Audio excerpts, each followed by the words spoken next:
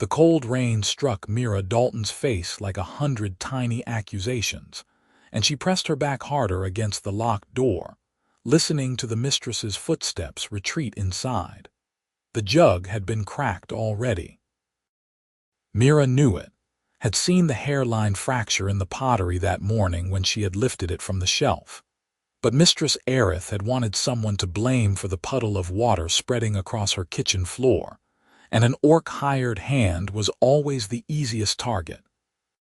So now Mira stood in the storm, her thin work dress already soaked through to her skin, watching the road turn to mud and counting her breaths to keep the shaking at bay.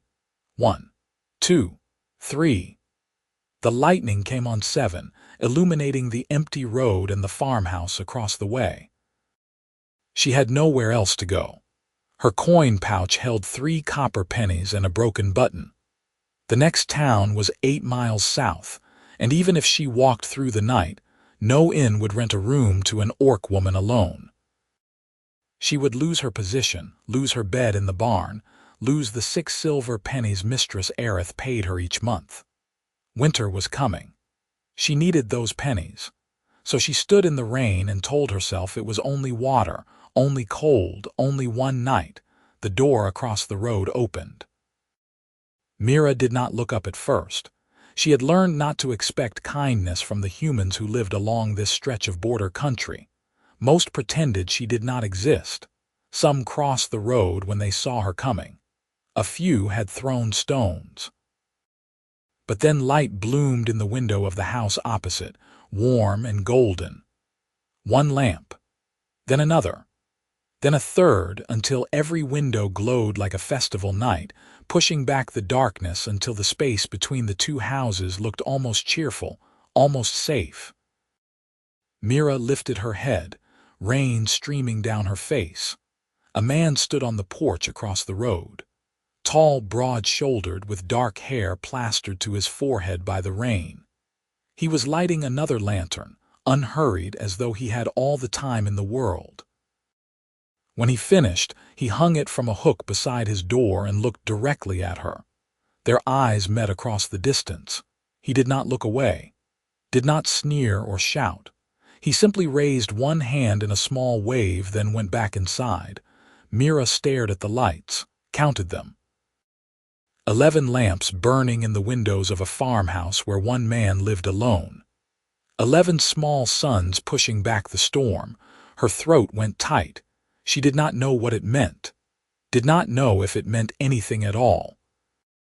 But for the first time since the door had locked behind her, she stopped counting her breaths and simply breathed. The door opened again. The man stepped out, this time with a wool blanket draped over one arm and something wrapped in cloth in his other hand. He did not hesitate. Did not pause to consider.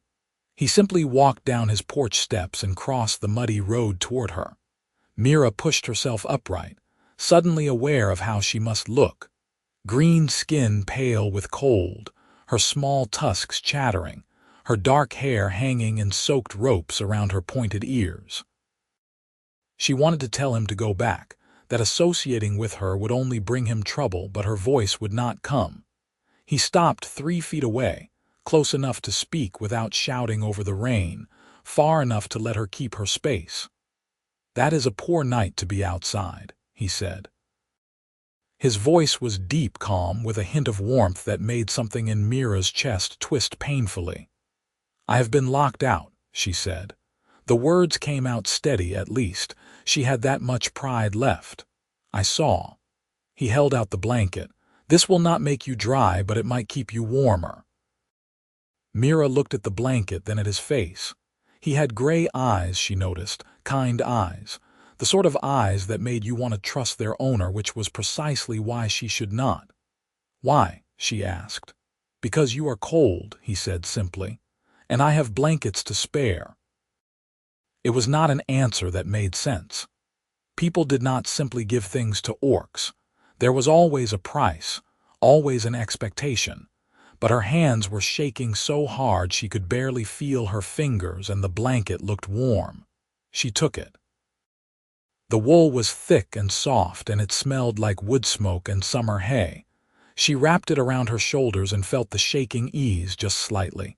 "Thank you," she whispered. He smiled. It was an easy smile, unguarded. "You are welcome. Here." He held out the cloth-wrapped bundle. "Bread and cheese. Not much, but it is something." Mira took it automatically, too stunned to refuse. "I cannot pay you. I did not ask you to." He glanced at the locked door behind her, and something hard entered his expression. "Will she let you back in the morning?" Mira clutched the blanket tighter. "It is only one night. One night in a storm like this could kill you. I have survived worse." He studied her for a long moment, rain streaming down his face. Then he nodded slowly. "I believe you have, but you should not have to." He gestured toward his house, where the lamps still burned in every window. "My door is open. There is a fire, dry clothes, and a guest room with a lock on the inside. You are welcome to it." Mira's breath caught. "I cannot." "You can. People will talk. Let them. You do not understand."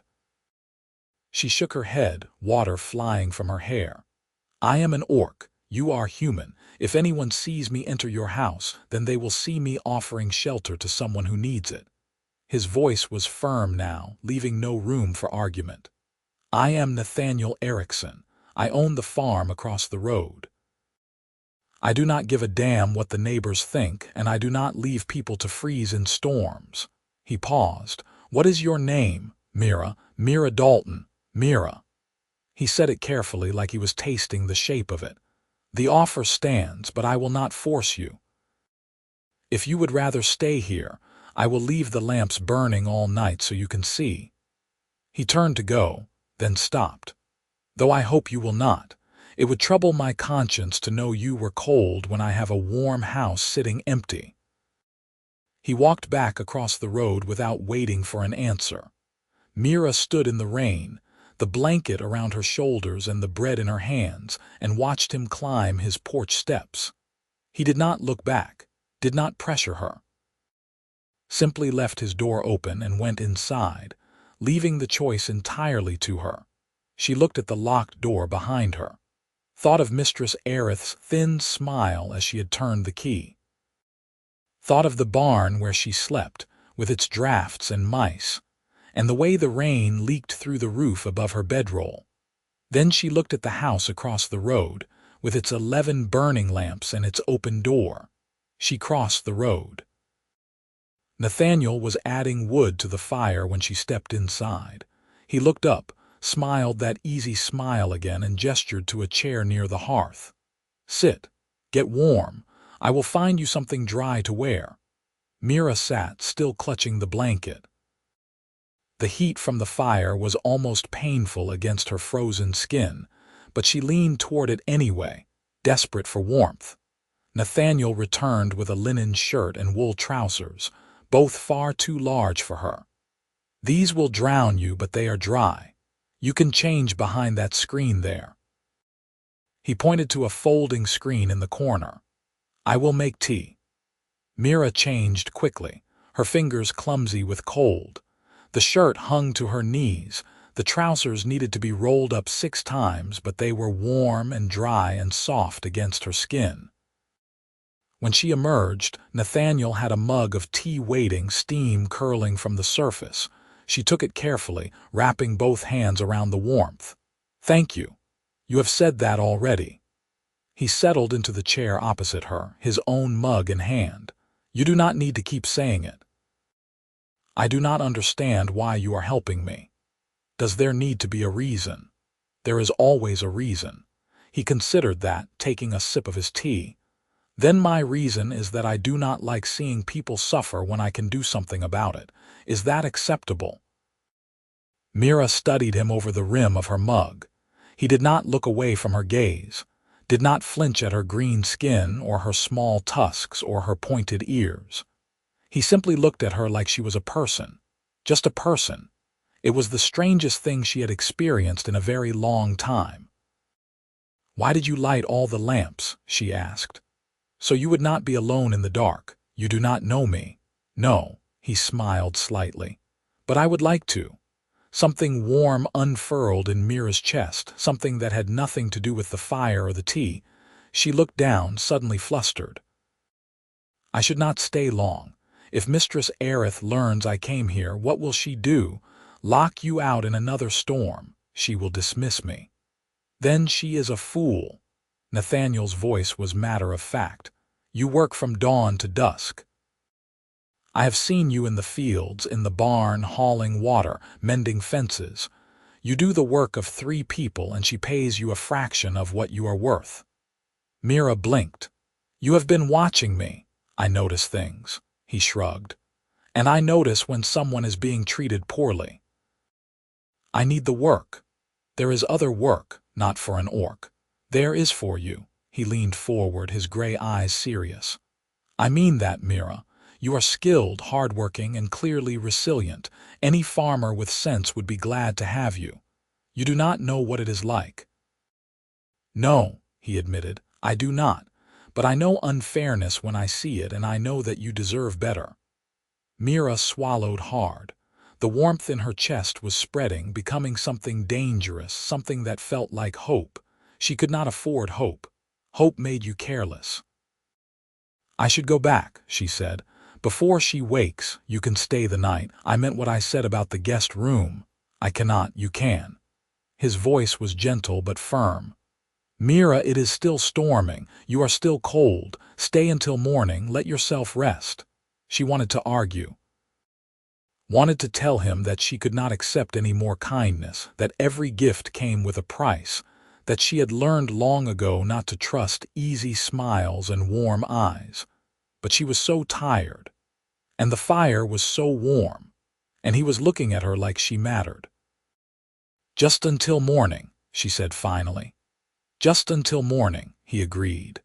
The guest room was small but clean, with a narrow bed covered in quilts and a window that looked out toward the road. Nathaniel showed her how the lock worked, then bid her good night and closed the door behind him.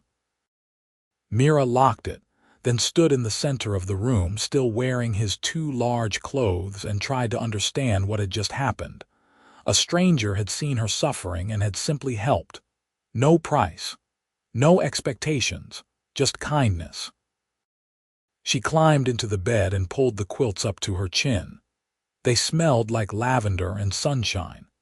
Outside, the storm still raged, but here she was warm and dry and safe. For the first time in months, Mira slept deeply. She woke to sunlight streaming through the window and the smell of frying bacon. For a moment she could not remember where she was, and then it all came rushing back. The storm, the locked door, the lamps, Nathaniel. She dressed quickly in her own clothes, which someone had dried and folded neatly on a chair. They were still damp in places, but warm from being near the fire. She smoothed her hair as best she could, then unlocked the door and ventured out. Nathaniel was at the stove, cooking breakfast. He looked up when she entered and smiled. Good morning, I hope you slept well. I did, thank you. The words felt inadequate. I should go back now. Have breakfast first. I should not impose. You are not imposing, I am offering. He plated eggs and bacon, added a thick slice of bread and set it on the table. Sit. Mira sat. The food was simple but plentiful, and she ate slowly, savoring each bite. Across from her, Nathaniel ate his own breakfast and asked her about her work, her life, where she had come from. His questions were curious but not invasive, and when she hesitated over an answer, he simply moved on to something else. It was the most pleasant meal she had eaten in years. When she finally stood to leave, Nathaniel walked her to the door. If you need anything, he said, my door is open. I mean that, thank you. She paused on the threshold, then looked back at him. Why are you being so kind to me? He tilted his head, considering. Would you believe me if I said I liked you? You do not know me. Then I like what I have seen so far. He grinned. And I would like to know you better. Mira's breath caught. Before she could respond, he added, come back tonight, for dinner if you want to. I cannot. You can. You simply need to choose to. She shook her head and crossed the road, acutely aware of his gaze on her back the entire way. Mistress Erith was waiting in the kitchen, her arms crossed and her expression sour. She was a pinched woman with iron-gray hair and a mouth like a knife slash, and she looked at Mira with open disdain. "You survived," she said flatly. "Yes, mistress. I trust you have learned your lesson." Mira bit her tongue and nodded. "Get to work. The chickens need feeding and the west fence needs mending." Mira worked through the day, but her mind kept drifting across the road to the house with the lamps in the windows. She told herself it was foolish. That Nathaniel was simply a kind man who would lose interest once he realized how complicated it was to associate with an orc. That she should not let herself think about his smile or his gray eyes or the way he had said he liked her. But that night, after Mistress Erith had gone to bed and the house was dark, Mira found herself standing at the kitchen window, looking across the road. Every lamp in Nathaniel's house was burning again. She watched them for a long time, her heart beating too fast, and then she slipped out the back door and crossed the road. Nathaniel opened the door before she could knock. "I hoped you would come. I should not be here. But you are." He stepped aside. "Come in. Dinner is almost ready." She should have left. Should have turned around and gone back to the barn and forgotten about kind gray eyes and easy smiles. Instead, she went inside. It became a pattern. Every night after Mistress Erith went to bed, Mira would cross the road to Nathaniel's house, where he would have dinner waiting and the lamps burning and easy conversation that made her laugh. They talked about everything and nothing. His farm, her childhood in the Southern Territories, the weather, the best way to mend a fence, whether cats or dogs made better barn companions. He never asked her to stay beyond dinner, never pressured her for more than she was willing to give. He simply enjoyed her company, and she found herself enjoying his. 2 weeks passed, then 3. The autumn nights grew colder, and Nathaniel started building bigger fires. Mira lingered longer each evening, reluctant to return to the drafty barn and Mistress Erith's cold silences. One night, a month after the storm, Nathaniel was quieter than usual. He served dinner, but he barely touched his own food, and his easy smile seemed strained. "What is wrong?" Mira asked. He looked up, surprised. "Is it that obvious? You have not insulted my cooking once tonight." That startled a laugh out of him. "Your cooking is excellent, I have told you that. Only after I threatened to stop coming if you kept lying about it. It was not lying, it was being polite. It was being dishonest." He grinned, but it faded quickly. He set down his fork and looked at her seriously. "I have news. I am not certain if it is good or bad." Mira's stomach dropped. "What kind of news?" "I have been offered a position. A surveying job, mapping land 2 weeks' ride west. It is steady work, good pay. I accepted the offer 3 months ago. 3 months ago, before I met you." He ran a hand through his hair, looking uncharacteristically uncertain. "I signed a contract, put a deposit down on lodging, sold my livestock. I am supposed to leave at the end of the week." The world seemed to tilt sideways. "You are leaving." "I was going to leave." He met her eyes. "Now I do not want to."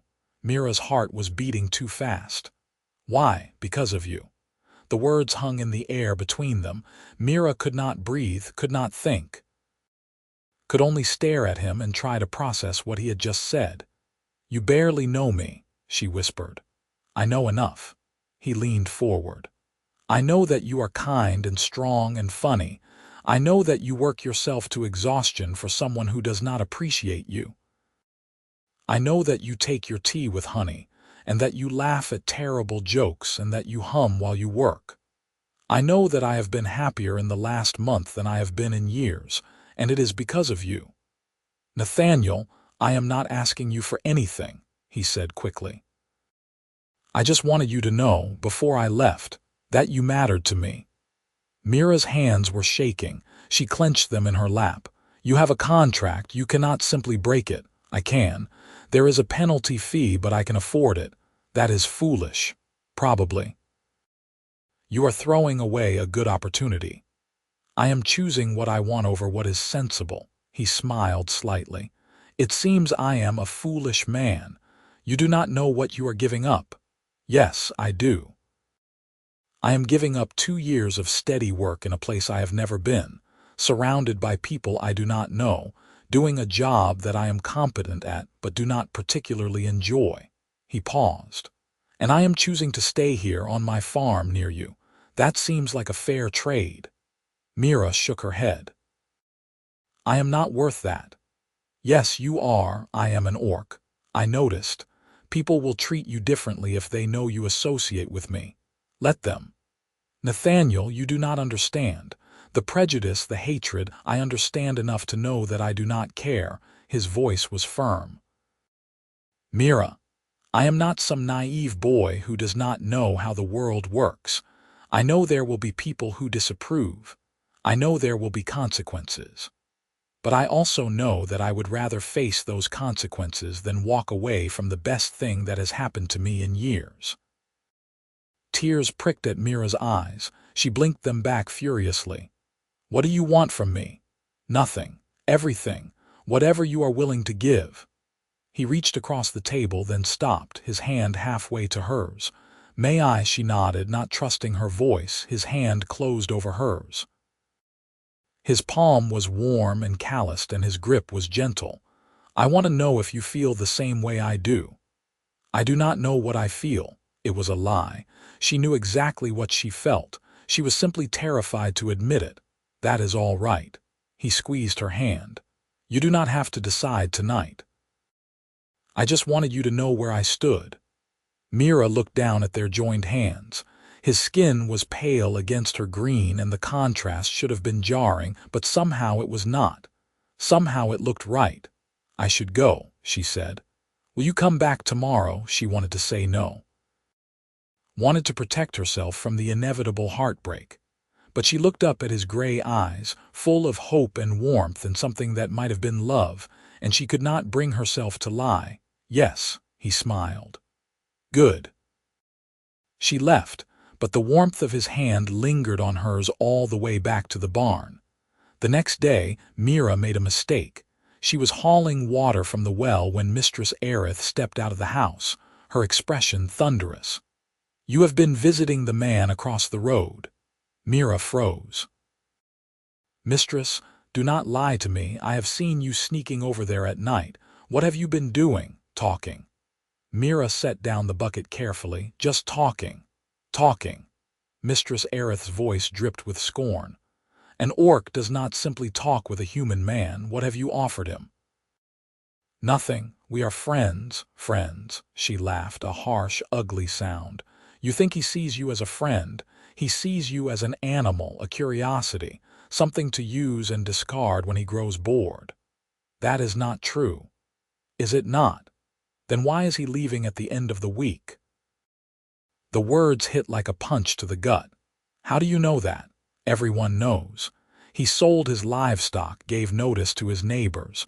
He is going west for surveying work. She smiled, thin and cruel. Did he tell you that? Or did he keep you on as an amusing distraction until he left? He told me. Mira's voice was steady, but her hands were shaking. Last night. And yet you still believe he cares for you. Mistress Aerith shook her head. You are even more foolish than I thought. He is not leaving. The words were out before Mira could stop them. Mistress Aerith's eyes narrowed. What? He said he is staying. Mira lifted her chin. Because of me. For a moment, Mistress Aerith simply stared. Then she laughed again, louder this time. Oh, you stupid girl, he lied to you. Men always lie. And even if he were telling the truth, do you really think it would matter? He is human. You are an orc. Nothing you do will change that. I know what I am. Then you should know your place. Mistress Aerith stepped closer, her voice dropping to a hiss. You are a hired hand, a servant. You do not cross the road to eat dinner with your betters. You do not entertain fantasies of a life beyond what you have been given, and you certainly do not delude yourself into thinking a human man could ever want you as anything more than a passing amusement." Mira said nothing. She had learned long ago that arguing with Mistress Aerith only made things worse. "Get back to work," Mistress Aerith snapped, "and stay away from that house. If I catch you over there again, you are dismissed. You understand?" "Yes, mistress." "Good." Mira worked through the rest of the day in a haze. She fed the chickens, mended the fence, hauled more water, and tried not to think about Mistress Aerith's words. But they circled in her mind like vultures, picking at her doubts. Was Nathaniel really staying? Or had he simply told her what she wanted to hear? He had a contract, a deposit, a life waiting for him somewhere else. Why would he give that up for someone he had known for a month? By the time night fell, she had convinced herself that Mistress Aerith was right. Nathaniel would leave. It was the sensible thing to do, and she would be left behind, nursing a broken heart and hating herself for being foolish enough to hope. But when she looked across the road, the lamps were burning again. All 11 of them, glowing warm and steady in the darkness. She stared at them for a long time, then she crossed the road. Nathaniel opened the door, smiling, but the smile faded when he saw her face. "What happened?" "Mistress Aerith knows I have been coming here." His expression darkened. "What did she say?" "That I am a fool, that you are lying to me. That you will leave at the end of the week and I will be left with nothing." "Mira, are you really staying?" The question came out raw, desperate. "Or did you just tell me what I wanted to hear?" He stepped forward and took her hands in his. "I am staying, I swear it. How can I believe you?" "Because I would not lie to you. Not about something like this." He squeezed her hands. "Tomorrow I am riding to the county seat to tear up the contract. I have already written to the surveying company to let them know I will not be coming. I will lose my deposit, but I do not care. I am staying." "Why?" Her voice broke. "Why would you do that?" "Because I am in love with you." The words hit her like a thunderclap. She stared at him, unable to speak, unable to breathe. "I know it is fast," he said quickly. "I know we have only known each other a month.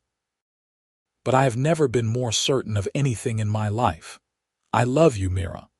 I love your strength and your kindness and your terrible sense of humor. I love the way you hum while you work and the way you take your tea and the way you look at the world like you are waiting for it to hurt you but hoping it will not. I love you and I am staying." Tears were streaming down her face now. "I cannot ask you to do that. You are not asking. I am choosing." He reached up and brushed a tear from her cheek with his thumb. "Mira, you do not have to love me back, but please believe that I mean what I say. I do love you." The words tumbled out unbidden. "That is why I am terrified. Because I love you, and I do not know how to let myself have something good without waiting for it to be taken away." He pulled her into his arms, and she collapsed against his chest, sobbing. He held her tightly, one hand stroking her hair, murmuring soothing nonsense until the tears subsided. "It will not be easy," he said quietly. "There will be people who object, people who try to make our lives difficult, but we will face it together, if you want to." "I want to." She pulled back enough to look up at him.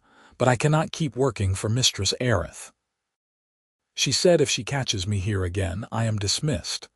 "Then quit." "I need the work." "No, you need money, and I need help on my farm." He smiled slightly. "I have 10 acres of good land, a sturdy house, and more work than one person can manage. If you are willing, I would be glad to have a partner." "A partner, a partner." He said it firmly. "Equal share of the work, equal share of the profit, and if people want to make something ugly out of it, that is their problem." Mira's heart was pounding. "Are you certain?" "I have never been more certain of anything." She kissed him. It was impulsive and awkward, and her small tusks made the angle strange, but he responded immediately. his arms tightening around her and his mouth warm against hers. When they finally broke apart, they were both breathing hard. "Was that all right?" she asked. "That was perfect," he grinned. "Though we should probably do it again just to be sure." She laughed and kissed him again, and this time it was slower, sweeter, full of promise. That night she did not go back to Mistress Erith's barn. She stayed with Nathaniel, and they sat by the fire and made plans. He would ride to the county seat in the morning.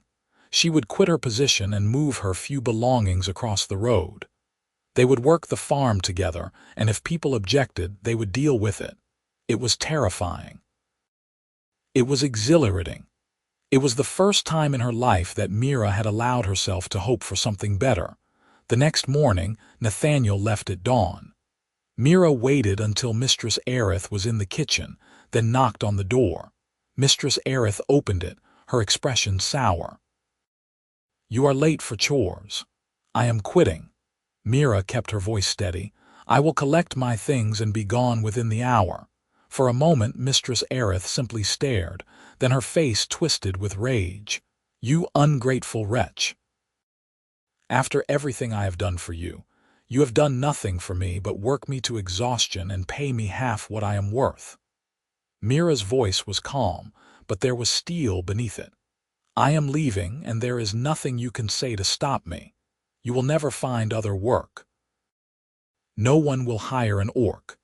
"Someone already has." Understanding dawned in Mistress Erith's eyes, followed by fury. "That man across the road, you have been whoring yourself to him. I have been his friend, and now I am his partner. We are working the farm together. He will tire of you, use you up and cast you aside." "Perhaps." Mira met her eyes steadily. "But that is my risk to take, not yours."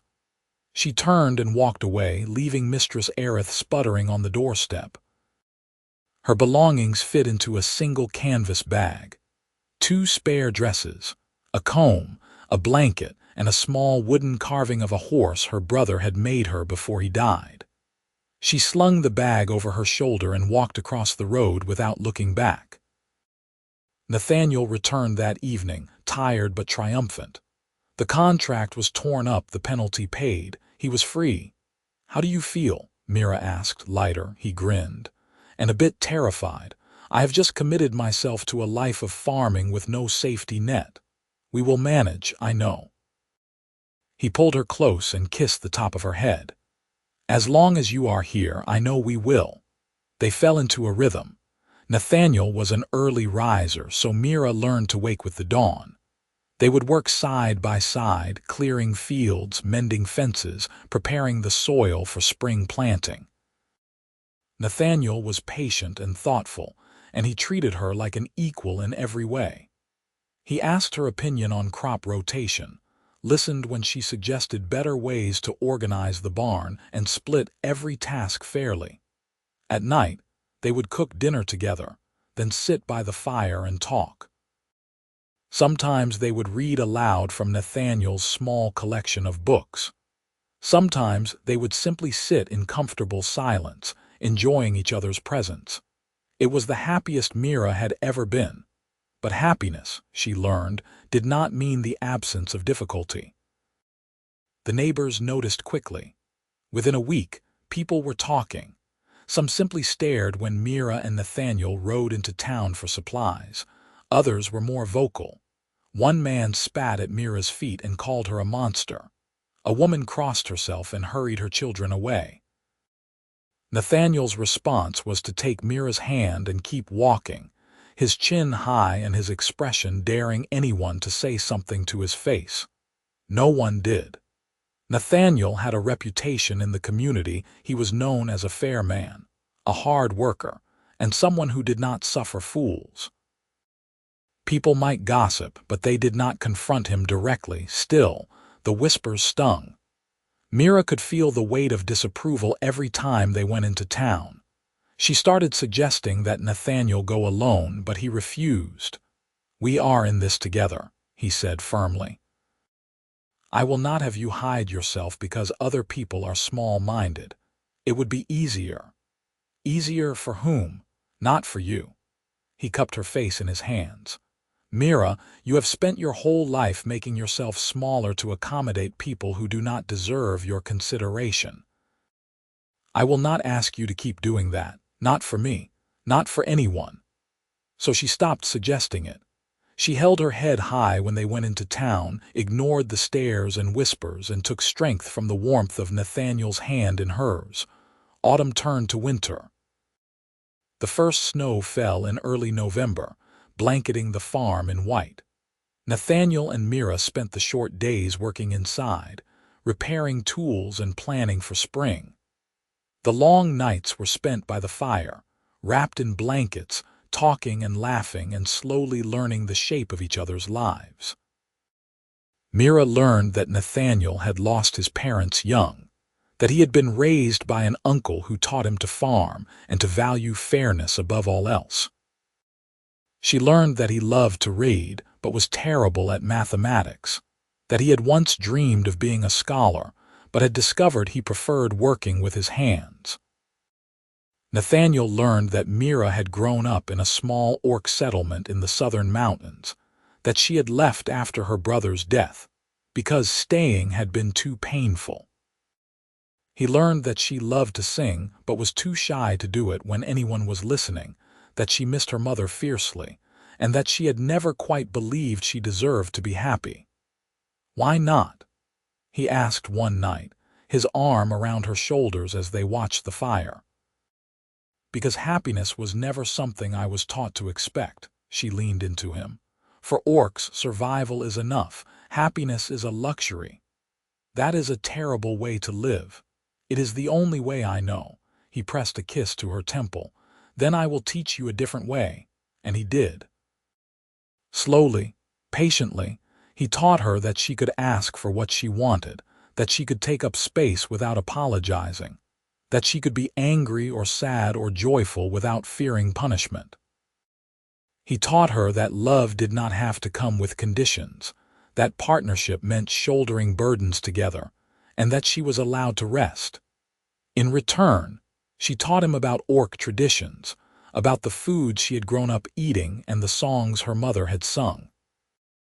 She taught him how to read the weather by the way the birds flew and how to coax even the most stubborn plants to grow. She taught him that strength came in many forms, and that sometimes the bravest thing you could do was simply keep going. Winter deepened. The days grew short and cold, and the world outside became a frozen wasteland. But inside Nathaniel's house, their house, she was starting to think of it, there was warmth and light and laughter. On the longest night of the year, Nathaniel lit every lamp in the house again, just as he had the night they met. Mira looked around at the glowing windows and felt her throat tighten. You do not have to do that anymore. I am not locked out in the cold. I know. He came to stand beside her, slipping his arm around her waist. But I like the way it looks, and I like knowing that anyone who passes by will see that this is a house full of light. It is wasteful. It is symbolic, he grinned. Indulge me. She leaned against him, smiling. You are ridiculous. You love me anyway. I do. He turned her to face him, his expression suddenly serious. Mira, I want to ask you something. Her heart jumped. All right. I bought the plot of land next to ours. 10 more acres, good soil, a small stream running through it. I signed the papers yesterday. She blinked. You did? I did. And I want to work it with you, not as hired help, not as a favor, as my partner, truly. He took her hands. I want us to build a life together, a real life. I want to expand the farm, maybe get some chickens, plant an orchard. I want to grow old with you and see what we can make of this place. Tears pricked at Mira's eyes. Are you asking me to stay? I am asking you to build something with me if you want to. I want to. The words came out choked. More than anything. He kissed her then, slow and sweet, and Mira felt something in her chest unclench, a knot of fear she had not realized she was carrying. This was real. This was hers. And she was allowed to keep it. When they broke apart, Nathaniel was smiling. Good, because I also have a confession to make." "What?" "I may have already drawn up plans for a new barn and marked out where the orchard should go, and ordered seeds for spring planting." She laughed, incredulous. "You were very certain I would say yes." "I was hopeful," he grinned. "And I have learned that you are terrible at saying no to me when I have a good idea." "That is not true. You let me convince you to try pickled beets. That was a mistake. You let me teach you to dance. I stepped on your feet the entire time. You let me love you." His voice was soft now, serious. "That was no mistake." She cupped his face in her hands, feeling the warmth of his skin, the scratch of stubble along his jaw. "No, that was the best decision I ever made." They spent the rest of the winter planning. Nathaniel sketched designs for the new barn, and Mira calculated how many chickens they could support. They argued amiably about whether to plant apple trees or pear trees in the orchard, and eventually decided on both.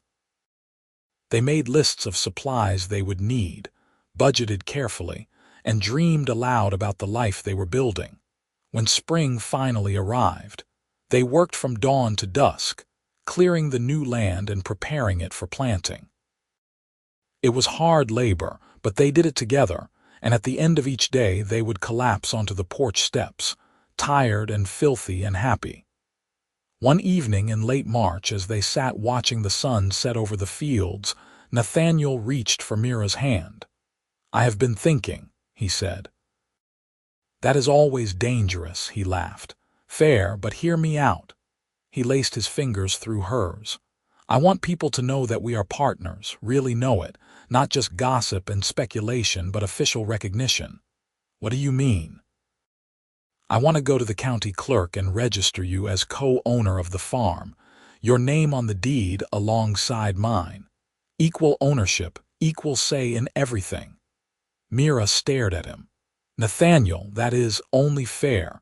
You have put as much work into this place as I have. You should have the security of knowing it is yours." He squeezed her hand. "And if something happens to me, I want to know you will not be left with nothing." "Nothing is going to happen to you, probably not, but I want to do this anyway."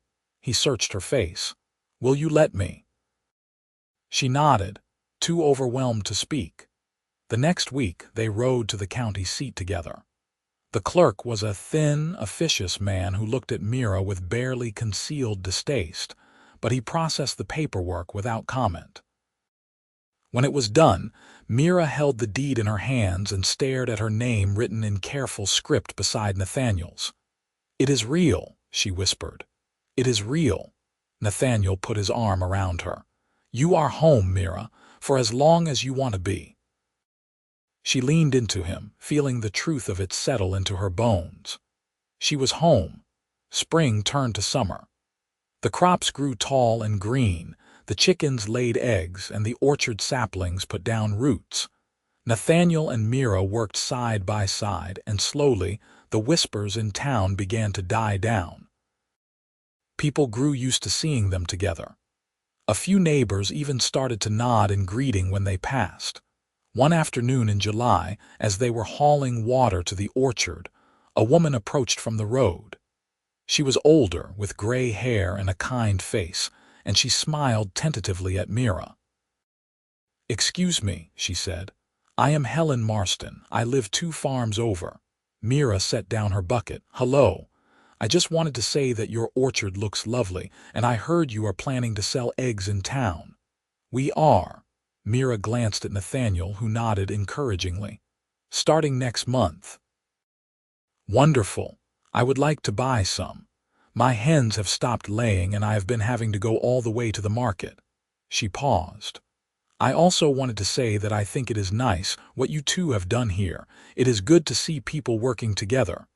It was a small thing, a simple compliment. But it made Mira's throat tighten. "Thank you," Helen smiled. "I will see you in town then." She walked away and Mira stood staring after her. Nathaniel came to stand beside her. "That was kind of her." It was. Mira picked up the bucket again, but she was smiling. "People are getting used to us." Does that make you happy? It makes me hopeful. Good. He kissed her cheek. Hope is a fine thing. Summer turned to autumn and they harvested their first crops. The yield was good, better than they had dared hope, and they sold the surplus in town for a tidy profit. Nathaniel insisted on splitting it evenly, and Mira put her share away carefully, still unused to the idea of having money that was truly hers. One evening in October, as the leaves turned gold and red, Nathaniel asked Mira to walk with him to the top of the hill that overlooked the farm. They stood together, looking down at the fields and the barn and the house with its warm lights glowing in the windows. The orchard was just visible in the distance, the young trees standing in neat rows. "This is what I wanted," Nathaniel said quietly. "A place that was mine, work that mattered, someone to share it with." He turned to look at her. "Thank you for choosing this, for choosing me." "I think you chose me first," Mira said. "That night in the storm. Maybe we chose each other." She leaned against him, and he wrapped his arms around her. They stood like that for a long time, watching the sun set over the land they had built together. Winter came again, and with it a fierce cold that froze the ground solid and turned the roads to ice. Nathaniel and Mira spent the days inside, working on projects that required more detail than strength. Nathaniel carved a new set of chairs for the kitchen. Mira stitched quilts from scraps of fabric, her stitches small and precise. One night in late December, as they sat by the fire, Nathaniel said, "I have been thinking about the spring." "What about it?" "I want to build a proper house. Not just this one, it is fine, but it is small. I want something bigger. Room for a real dining table, a bigger kitchen, a study where we can keep the books." He glanced at her. "Room for a family if we decide we want one." Mira's breath caught. "A family? Not now. Not for a while maybe, but someday." He reached for her hand. "If that is something you want." She thought about it, turning the idea over in her mind. A family, children. The idea terrified her, but it also filled her with a fierce, unexpected longing. "I think I would like that," she said quietly. "Someday," he smiled. "Then we will plan for it." They drew up plans for the new house over the winter, debating the placement of windows and the size of the kitchen. Nathaniel wanted a big hearth. Mira wanted a workspace where she could dry herbs and store preserves.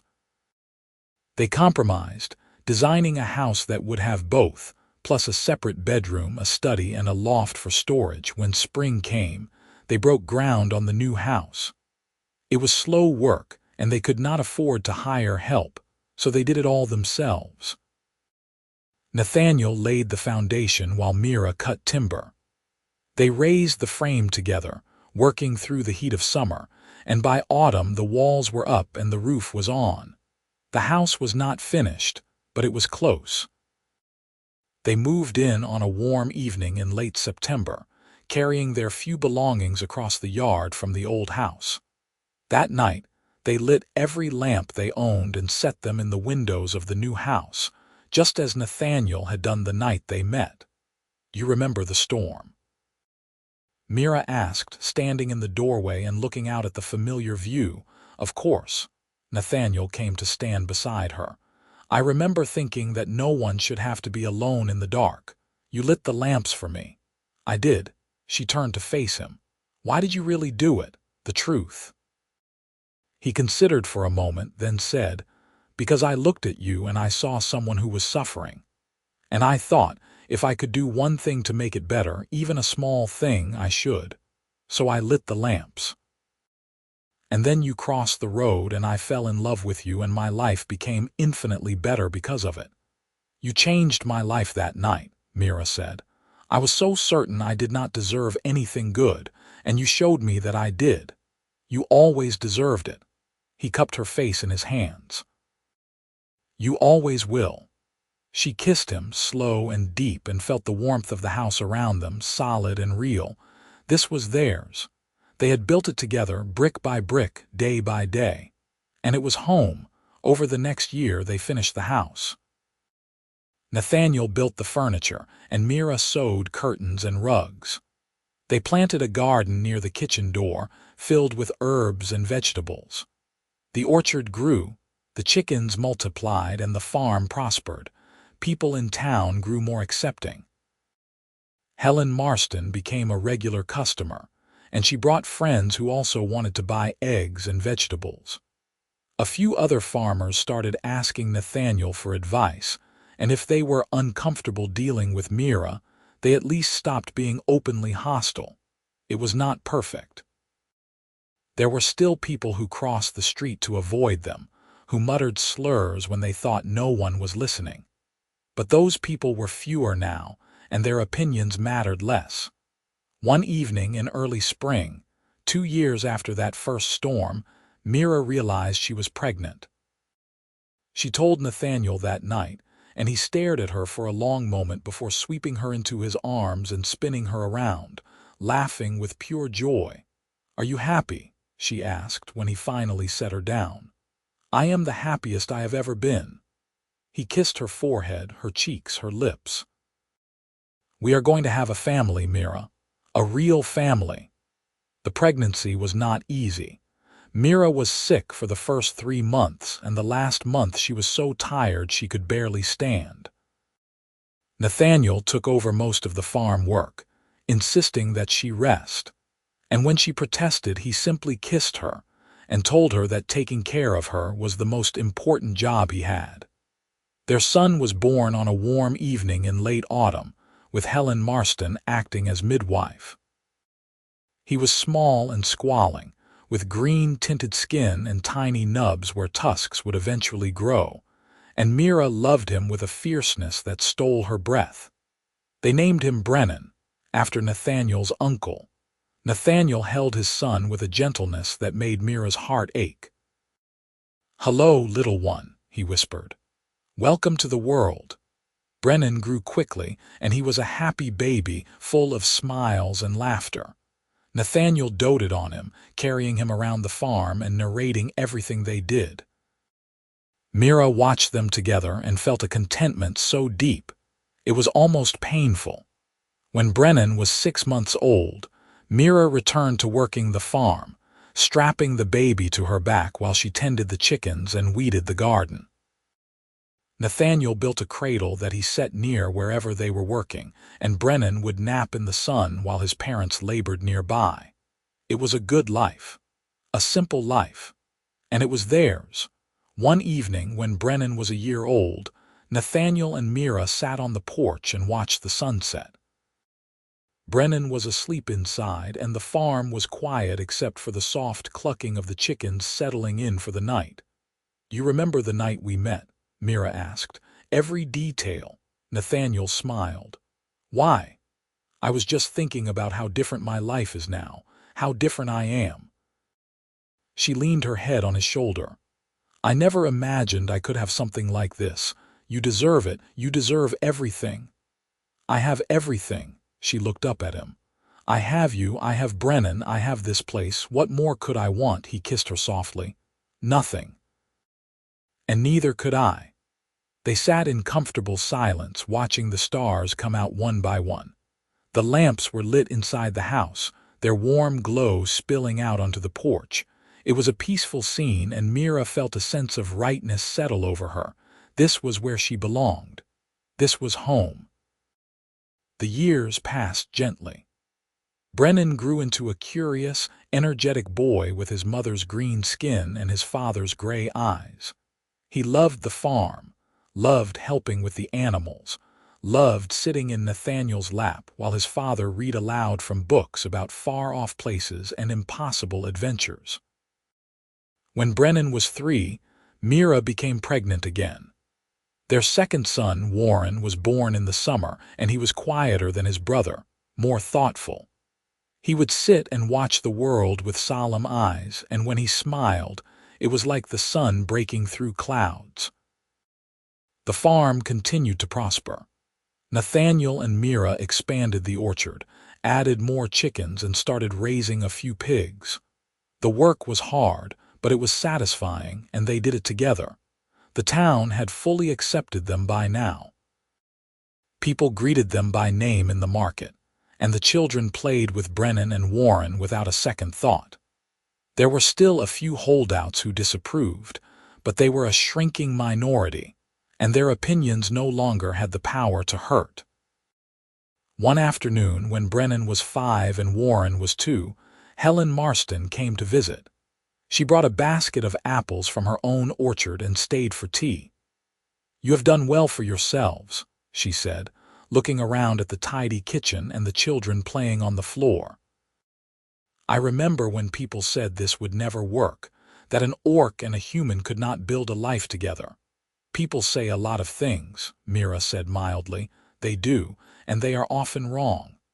Helen smiled. "You have proven that, and I think you have made this community better for it." After she left, Nathaniel put his arm around Mira. "She is right, you know." "About what?" "We have made something good here, not just for us, but for everyone. We have shown people that the old prejudices are just that old and outdated." He kissed her temple. "I am proud of us. So am I."